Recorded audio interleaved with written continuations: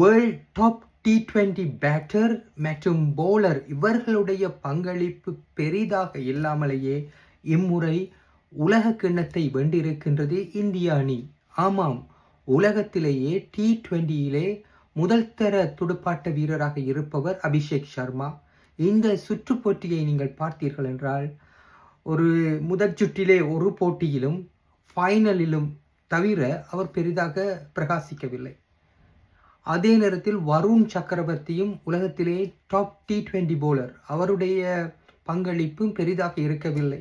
ஆனால் ஒரு சாம்பியன் டீமுக்கு இருக்க வேண்டிய முதலாவது குவாலிட்டி ஒரு டாப் அந்த 11 பேரிலே ஒரு 8 பேராவது ஏதேனும் வகையிலே பங்களிக்க வேண்டும். அந்த வகையிலே இந்திய அணியின் இந்த டீம் உண்மையிலே மற்றவர்கள் பொறாமைப்படுகின்ற அளவுக்கு மிகச்சிறப்பாக இருக்கின்றது. அவருடைய பெஞ்ச் ஸ்ட்ரென்த்தை பார்த்தாலே உண்மையிலேயே திகைக்க வைக்கிறார்கள்.